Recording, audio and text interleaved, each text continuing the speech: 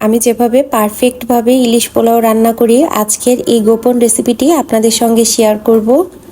আমি এবং আমার বাসার সবাই এই রেসিপিটি খুবই পছন্দ করে। ইভেন আজ অবধি আমি যাদের এই রেসিপিটি তৈরি করে খাইয়েছি সবাই কিন্তু এভাবে ইলিশ পোলাও রান্নার ফ্যান হয়ে গিয়েছে। সো দেরি না করে চলুন সম্পূর্ণ ভিডিওটি দেখে নিই, এবং ভিডিওটি ভালো লাগলে অবশ্যই একটি লাইক, কমেন্ট এবং শেয়ার করবেন। তো ইলিশ পোলাও রান্নার জন্য আমি ফার্স্টে নিয়েছি ইলিশ মাছ। এখন আমি একটি সিক্রেট মশলা তৈরি করে নিব। তার জন্য আমি এখানে নিয়েছিলাম সামান্য পরিমাণ পেঁয়াজ, একটু পোস্তদানা, কিশমিশ এবং কাজু বাদাম। এই সব উপকরণগুলোকে আমি একটু ব্লেন্ড করে নিয়েছি। তারপর আমি এখানে দিয়েছি 2 টেবিল চামচ পরিমাণের মতো টক দই। এই মশলাগুলো আপনারা যদি দেন তাহলে ইলিশ পোলাওয়ের টেস্ট অনেক বেশি ভালো আসে। দেন তারপরে আমি সামান্য পরিমাণ আদা রসুন পেস্ট, রসুন এবং ধনিয়া গুঁড়া, অল্প একটু লাল মরিচের গুঁড়া দিয়েছি যাতে কালারটা সুন্দর আসে। এখন আমি এই মশলাগুলোর সঙ্গে মাছটা ম্যারিনেট করে 10 মিনিটের জন্য একটু রেখে দিব। যদি হাতে সময় না থাকে তাহলে সাথে সাথেই রান্না করতে পারেন, কোনো সমস্যা নেই। দেন আমি একটি প্যানে পরিমাণ মতো তেল নিয়ে আমি এখানে অল্প একটু পেঁয়াজ কুচি দিয়ে দিয়েছি, কারণ আমরা পেঁয়াজটা পরে ইউজ করব এজন্য। তারপর আমি এখানে ইলিশ মাছের পিসগুলো দিয়ে তেলের সাথে 1-2 মিনিটের জন্য একটু ভেজে নেব, যতক্ষণ না পর্যন্ত মশলাটা একটু সুন্দর করে কষানো হয়ে যাচ্ছে। তারপর এখানে হাফ কাপ মতো একটু পানি দিয়ে ইলিশ মাছটাকে ঢাকনা দিয়ে ঢেকে রান্না করে নেব। ইলিশ মাছ কিন্তু রান্না হতে বেশি সময় লাগে না, এজন্য আপনারা 5 থেকে 6 মিনিটের মতো একটু রান্না করে নিলেই দেখবেন পানিটা যখন শুকিয়ে আসবে তখন মাছগুলোকে একটি পাত্রে তুলে রাখবেন।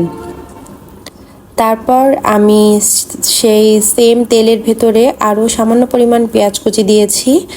এখন আমি এখানে ইউজ করব কিছু গরম মশলা। অ্যাজ ইউজুয়াল শুধু আমি অ্যাড করেছি এক্সট্রা হিসাবে একটু জয়ত্রী এবং শাহি জিরা। এই দুইটা দিলে পোলাওয়ের টেস্ট এবং ফ্লেভার খুব ভালো আসে। এখন এখানে আমি আরও দিব 1 টেবিল চামচ পরিমাণের মতো ঘি। এখন এই সব কিছুকে একটু ভালো মতো নেড়ে চেড়ে নিয়ে আমি এখানে আগে থেকে ধুয়ে পানি ঝরিয়ে রাখা 1 কাপের মতন পোলাওয়ের চাল নিয়ে নিয়েছি, আর সামান্য পরিমাণ লবণ দিয়ে আমি এখন মশলার সঙ্গে চালটাকে খুব ভালো মতো একটু ভেজে নিব। আরও আমি এখানে দিয়েছি এক্সট্রা আদা এবং রসুন পেস্ট। এখন আপনারা অবশ্যই চালটিকে মশলার সাথে 2 থেকে 3 মিনিটের জন্য একটু ভেজে নেবেন। যখন দেখবেন চালটি পারফেক্টভাবে ভাজা ভাজা হয়ে গিয়েছে, একটির সঙ্গে আরেকটি কিন্তু লেগে যাচ্ছে না, তখন এখানে ইউজ করবেন ফুটন্ত গরম পানি। যেহেতু আমি 1 কাপ পরিমাণ চাল ইউজ করেছি তার জন্য আমি এখানে 2 কাপ পরিমাণ পানি ইউজ করব। তো আমি সেখান থেকে 1 বাটির পরিমাণ পানি তুলে রেখেছিলাম যে আমি দুধ ইউজ করব, দেখতেই পেরেছেন। অবশ্যই যে কোনো ইলিশ পোলাও আর বিরিয়ানি এগুলাতে যদি দুধ ইউজ করেন তাহলে কিন্তু টেস্ট অনেক অনেক ভালো আসে। এটি হচ্ছে আরেকটি গোপন টিপস।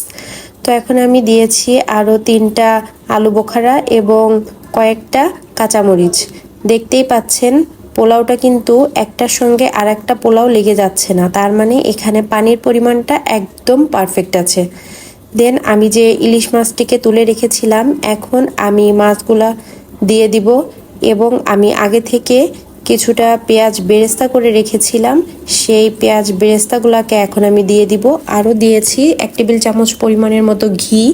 লাস্টে একটু ঘি ইউজ করবেন, তাতে কিন্তু ফ্লেভারটি অনেক বেশি ভালো আসবে। ব্যাস, তারপরে ঢেকে রান্না করে নেবেন। 10 মিনিটের জন্য ঢেকে রাখলেই হবে। ধন্যবাদ সবাইকে।